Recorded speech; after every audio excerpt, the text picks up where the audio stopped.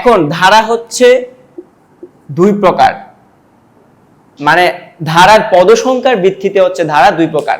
একটি ধারায় কতটি পদ আছে সেই থিঙ্কিং থেকে হচ্ছে ধারাকে দুই ভাগে ভাগ করা হয়েছে, সেটা হচ্ছে সসীম বা শান্ত ধারা, অসীম বা অনন্ত ধারা। সসীম ধারা কোন ধারায় যদি, যেমন এখন আসি আমরা সসীম ধারা। সসীম ধারা কোন ধারার মধ্যে যদি নির্দিষ্ট পরিমাণ বা নির্দিষ্ট সংখ্যক কি থাকে, উপাদান থাকে, তখন সেই ধারাকে বলা হয় সসীম ধারা বা শান্ত ধারা। তো যেমন 1 3 plus 1 plus 3 plus 5 plus 7 plus dot dot dot, তাহলে এই ডট ডট আচ্ছা 7 প্লাস 9 এটা একটা। এখানে কিন্তু দেখো 1 2 3 4 5 পাঁচটি বিজোড় সংখ্যা আছে। সেই পাঁচটি বিজোড় সংখ্যা হচ্ছে কি একটি ধারা গঠন করতেছে। কেন এখানে ধারা? কারণ পরপর দুটি পদের মধ্যে একটি কি আছে, সম্পর্ক আছে, এবং এই ধারার সাধারণ পদ হচ্ছে 2n - 1। দেখো তো, এই ধারার সাধারণ পদ হচ্ছে 2n - 1। এই n = 1 হলে তুমি কি পাবা? এটা পাবা। n = 1 হলে প্রথম পদ হচ্ছে 1, n = 2 হলে দ্বিতীয় পদ সমান 3, n = 3 হলে তৃতীয় পদ সমান 5। অর্থাৎ যেহেতু 2n - 1 দিয়ে এই ধারার প্রত্যেকটি পদকেই তুমি পাচ্ছ, সুতরাং এই ধারার সাধারণ পদ হচ্ছে 2n - 1। আর হচ্ছে এখানে যেহেতু পাঁচটি পদ আছে, সসীম সংখ্যক উপাদান আছে, অর্থাৎ নির্দিষ্ট পরিমাণ যেই নাম্বারগুলোকে তুমি সহজেই কাউন্ট করতে পারবা, সেই পরিমাণ হচ্ছে পদ সংখ্যা নিয়ে এই ধারাটি গঠিত। সুতরাং এই ধারাটিকে আমরা বলবো সসীম ধারা, বা এটার অপর নাম হচ্ছে শান্ত ধারা। ওকে, এখন আসি আমরা অনন্ত ধারা বা অসীম ধারা বিষয়টি কি। অনন্ত ধারা বা অসীম ধারা, বুঝতেই পারছো, যে ধারার মধ্যে অসীম সংখ্যক উপাদান থাকবে সেই ধারাটাকে বলা হবে অনন্ত ধারা বা অসীম ধারা। ইংলিশে বলা হবে ইনফাইনাইট সিরিজ। তো এখানে 1 প্লাস 3 প্লাস, এখানে যেটা ছিল হচ্ছে শান্ত ধারা, এখানে হচ্ছে 1 plus 3 plus 5 plus 7 plus dot dot dot plus 2n - 1 plus dot dot dot. দেখো এই যে একটি ধারা, যেই ধারার সাধারণ পদ হচ্ছে 2n - 1, যেখানে n = 1 2 3 ডট ডট ডট, তাহলে এই n এর মান 1 এর জন্য প্রথম পদ পাবা এই সাধারণ পদে, n এর মান 2 এর জন্য দ্বিতীয় পদ পাবা, n এর মান 3 এর জন্য তৃতীয় পদ পাবা। এভাবে প্রত্যেকটি n এর জন্য তুমি এখানে ওই n তম পদকে তুমি পেয়ে যাবা। তাহলে এখানে দেখো n এর পদের যেরকম শেষ নাই, এই ধারাটিরও পদের কোনো শেষ নাই। আরেকটা বিষয় হচ্ছে, আমরা এগুলা চিন্তা না করি আমরা বলতে পারি যে ধারার শেষে এরকম 3টা ডট থাকবে সেটাই হচ্ছে অসীম ধারা বা অনন্ত ধারা। তাহলে আশা করি অসীম ধারাও ক্লিয়ার, অনন্ত ধারাও ক্লিয়ার। আর এখান থেকে এমসিকিউ টাইপের যে কোয়েশ্চেনগুলো আসতে পারে সেটা হচ্ছে, একটি ধারা থেকে হচ্ছে তোমাকে সাধারণ পদ বের করতে বলবে, আর সাধারণ পদ থেকে কি বের করতে বলবে? সাধারণ পদ থেকে তোমাকে অনুক্রম বা ধারা বের করতে বলবে। তো অনুক্রম আর ধারার মধ্যে খুব বেশি পার্থক্য নেই, আমি আগেই বলছি। একটা হচ্ছে কমা দিয়ে হচ্ছে প্রকাশ করা হয়, কমা দিয়ে প্রকাশ করা হলে সেটাকে বলবো আমরা অনুক্রম বা সিকোয়েন্স। আর সেই কমার পরিবর্তে যদি আমরা দুইটা পদের মাঝখানে যোগচিহ্ন ইউজ করি, তখন সেটাকে বলবো আমরা ধারা বা সিরিজ। ওকে, তো আমি হচ্ছে কয়েকটা প্রবলেম দেখাবো, যে প্রবলেমগুলোর মাধ্যমে তুমি সাধারণ পদ থেকে, প্রথম কাজ হচ্ছে সাধারণ পদ থেকে তুমি কিভাবে অনুক্রম পাবা বা ধারা পাবা, আর ধারা বা অনুক্রম থেকে তুমি কিভাবে সাধারণ পদ পাবা, সেই জিনিসগুলো খুব বেশি 2 মার্কসের জন্য এসে থাকে, অথবা এমসিকিউ এ আসে। অর্থাৎ এইখান থেকে একটা কোয়েশ্চেন যদি দেয়া হয়, তাহলে এই ধরনের একটা কোয়েশ্চেন আসবেই। হয় সাধারণ পদ দিবে, আর সাধারণ পদ থেকে তোমাকে অনুক্রম বের করতে বলবে বা ধারা বের করতে বলবে, আর ধারা বা অনুক্রম দেয়া থাকবে, আর সেই ধারা বা অনুক্রম থেকে তোমাকে হচ্ছে সাধারণ পদ বের করতে হবে। তাহলে আমি হচ্ছে এই দুই ধরনের প্রসেস দেখানোর মাধ্যমে তোমাদেরকে এই বিষয়টা, অর্থাৎ তুমি আই এম শিওর 2 মার্কস তো পাবাই, মানে এখন যে বিষয়টা দেখাবো এখান থেকে 2 মার্কস, আর এমসিকিউ এর জন্য 1 মার্কস, মানে তুমি মাস্ট 3 মার্কস পেয়ে যাবা যদি তুমি বুঝে থাকো। আচ্ছা, সাধারণ পদ থেকে ধারা অনুক্রম বা ধারা নির্ণয়, সাধারণ পদ থেকে অনুক্রম বা ধারা নির্ণয় একই জিনিস। তাইলে এটা আসতে পারে 2 মার্কসের জন্য, মানে ক নাম্বার কোয়েশ্চেন। আমরা তো জানি আমাদের যে সৃজনশীল কোয়েশ্চেন, সেই সৃজনশীল কোয়েশ্চেন সিস্টেমটা আসে, এই সিকিউ যদি কোয়েশ্চেন হয় এটা ক, এটা খ, এটা গ, ঠিক আছে। এটা হচ্ছে 2 মার্কসের জন্য, এটা 4 মার্কস, এটা হচ্ছে 4 মার্কস। এই হচ্ছে 10 মার্কসের একটা আমাদের ক্রিয়েটিভ কোয়েশ্চেন বা সৃজনশীল কোয়েশ্চেন। এই হচ্ছে এইরকম হচ্ছে স্ট্রাকচারটা। তো এখানে আমি একটা এক্সাম্পল নিতে চাই, সেটা হচ্ছে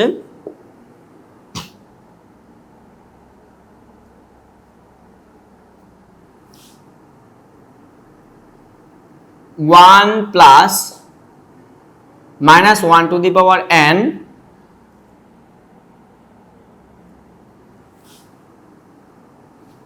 সাধারণ পদ বিশিষ্ট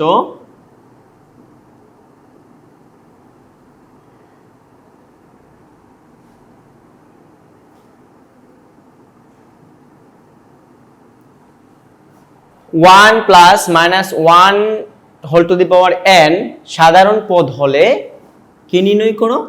অনুক্রমটি নির্ণয় করো, অনুক্রমটি নির্ণয় করো, ঠিক আছে।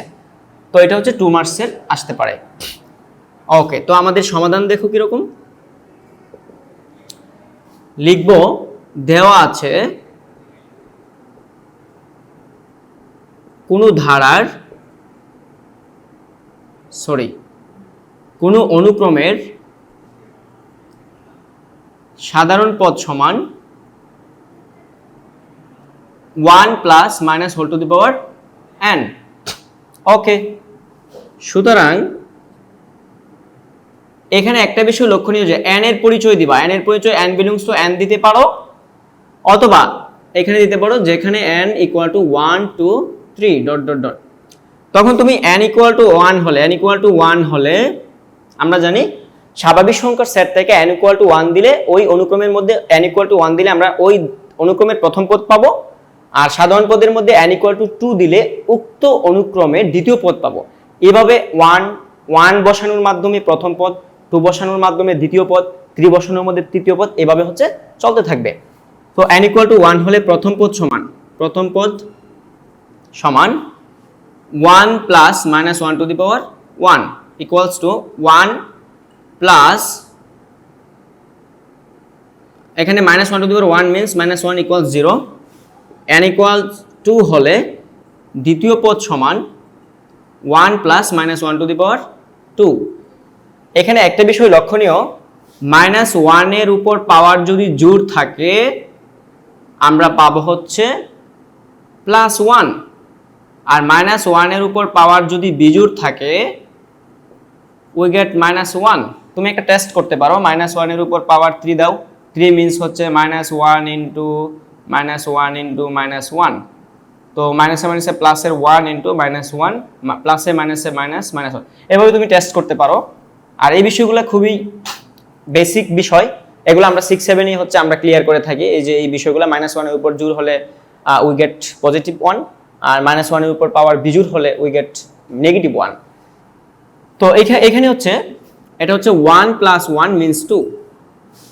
n ইকুয়াল টু 3 হলে তৃতীয় পদ সমান 1 plus minus 1 to the power 3 means 1 minus 1 equal 0। n equal to 4 হলে চতুর্থ পদ সমান, তুমি সর্বোচ্চ 4টি পদ বের করবা, বই পুস্তকে সাধারণত 3টি পদ দেয়া থাকে, তুমি 4টি বের করবা, ঠিক আছে। 1 plus minus 1 to the power 4 equals to 1 plus 1 means 2। এটা যেহেতু তুমি অসীম পর্যন্ত নিতে পারবা, এখানে কিন্তু n এর মান কত পর্যন্ত নিবা সেটা কিন্তু লিমিট করে দেয়া নাই, বলছে অনুক্রমটি নির্ণয় করো। তার মানে এখানে বুঝতেই হবে এটা অসীম সিকোয়েন্স বা ইনফাইনাইট সিকোয়েন্স বা অসীম অনুক্রম, অর্থাৎ এই অনুক্রমের মধ্যে অসীম সংখ্যক পদ সংখ্যা রয়েছে। তো এখানে তুমি ডট ডট দিবা এভাবে, মানে এটা এই কাজটা তুমি মানে চালিয়ে নিচ্ছ, ঠিক আছে।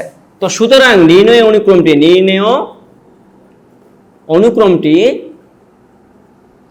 অনুক্রমটি হলো, ওকে, প্রথম পদ যেটা পাইছো সেটা দিয়ে কমা দিবা, দ্বিতীয় পদ যেটি পাইছো তারপরে কমা দিবা, তৃতীয় পদ কমা, চতুর্থ পদ 2, এভাবে কি তুমি যেরকম এভাবে চলতে থাক, এই যে এই লাইনটার মাধ্যমে যে বোঝাইছো ডট ডট ডট, এই কাজটা তুমি চালিয়ে নিচ্ছ অসীম পর্যন্ত।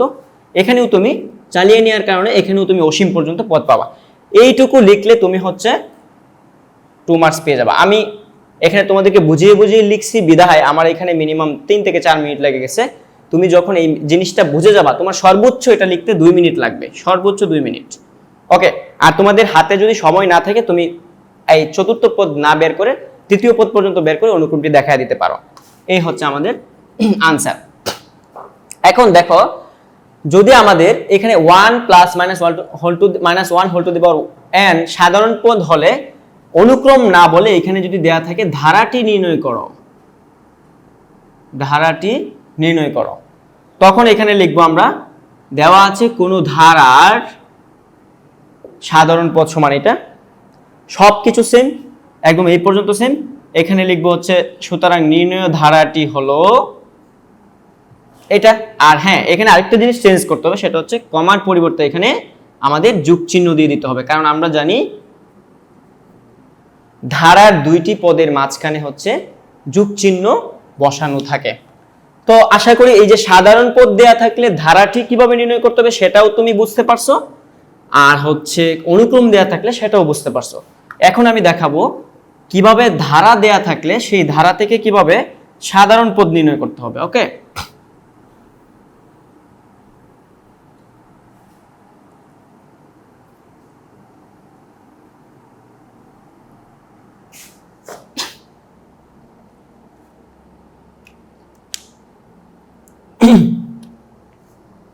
আচ্ছা, এখন হচ্ছে কি, ধারা বা অনুক্রম থেকে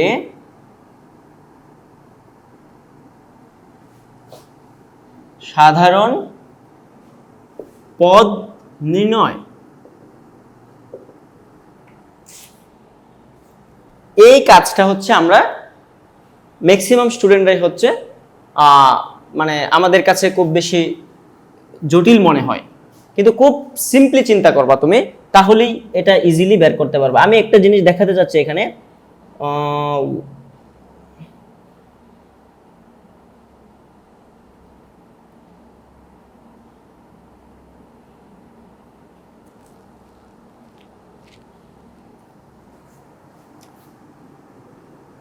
কোয়েশ্চন 1/,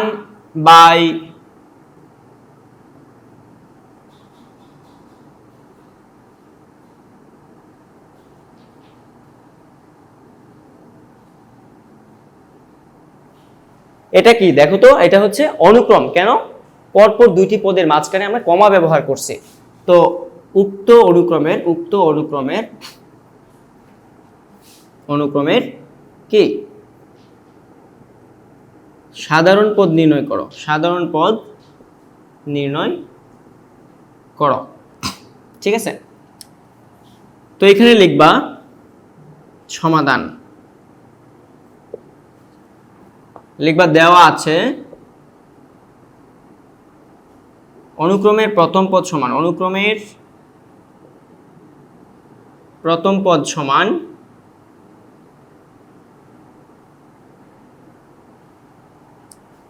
এখানে 1/2, 2/3, 3/4। তুমি এখানে তোমরা অবশ্যই প্যাটার্ন পড়ে আসছো, প্যাটার্ন হচ্ছে অষ্টম শ্রেণীতেও পড়ছো এবং সপ্তম শ্রেণীতেও প্যাটার্ন পড়ছো। সেই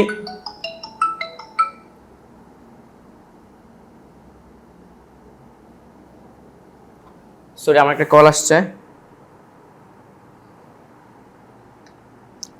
আচ্ছা, তোমরা সপ্তম শ্রেণী তো প্যাটার্ন পড়ছো, অষ্টম শ্রেণী তো প্যাটার্ন পড়ছো, আশা করি একটা অনুক্রমের ওই প্যাটার্নটা তোমরা ধরতে পারবা। দেখো উপরে হচ্ছে আমি এক এক করে বাড়াইতেছি, নিচে হচ্ছে ওই একের সাথে আরো এক বাড়াইতেছি, ঠিক আছে।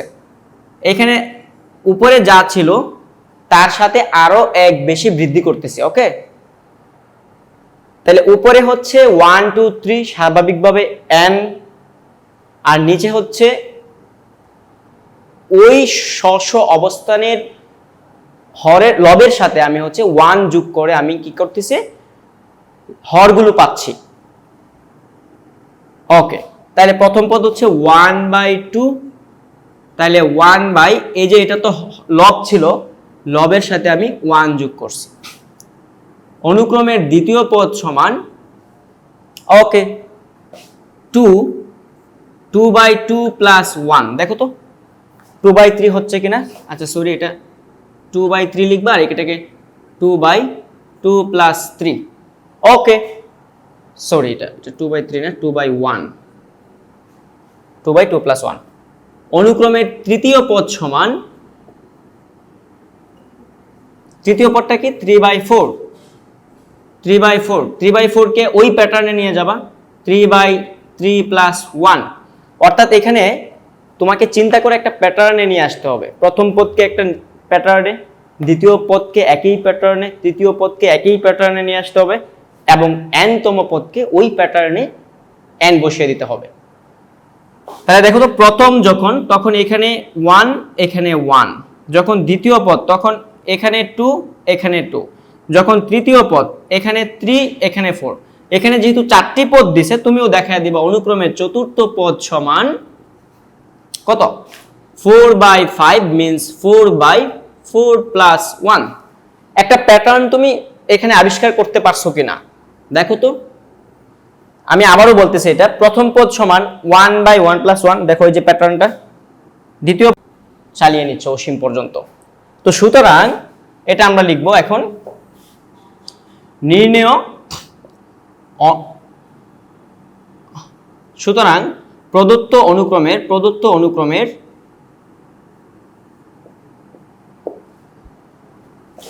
সাধারণ পদ কি হবে, ওই যে n এর মাধ্যমে যেটা লিখছো, কারণ এই যার মধ্যে লিখলে, যার মধ্যে ন্যাচারাল নাম্বারগুলো বসালে তুমি প্রত্যেকটি পদকে একদম অসীম পর্যন্ত প্রত্যেকটি পদকে ধরার মতো একটা সিস্টেম তুমি মানে বের করতে পারবা। সেই যে ফাংশনটা, সেটাই হচ্ছে তোমার সাধারণ পদ। তাহলে এখানে অনুক্রমের সাধারণ পদ হচ্ছে কোনটা, ওই n তম পদ যেটা n/n প্লাস 1। দেখো তো n এর মান 1 বসাইলে এটা পাচ্ছ কিনা, n এর মান 2 বসাইলে এটা পাচ্ছ, তো এটাই হচ্ছে তোমার অ্যান্সার, ওকে। এখন আর কিছু থাকবে না। এখানে যদি বলে যে উক্ত ধারার, তো আমি দুইটা এক্সাম্পলের মাধ্যমে মূলত 4 ধরনের ম্যাথ হচ্ছে তোমাদেরকে শিখিয়ে দিলাম। তো এখানে হচ্ছে এই উক্ত ধারার সাধারণ পদ হচ্ছে নির্ণয় করা। এখানে যদি ধারা থাকে, অনুক্রমের জায়গায় যদি ধারা থাকে, সবকিছু সেম, এখানে জাস্ট ধারা উল্লেখ করবা। উক্ত ধারার প্রথম পদ সমান এত, সুতরাং ধারাটির দ্বিতীয় পদ, ধারাটির দ্বিতীয় পদ, ওই একটা প্যাটার্নে নিয়ে আসবা। এখানেও সেম, এখানেও লিখবা, সুতরাং ধারাটির n তম পদ সমান এটা। ফাইনালি ধারাটির n তম পদ যেটা, মানে সাধারণ পদ যেটা, এখানেও প্রদত্ত ধারাটি উল্লেখ করে সাধারণ পদ, এটা আনসার এটা।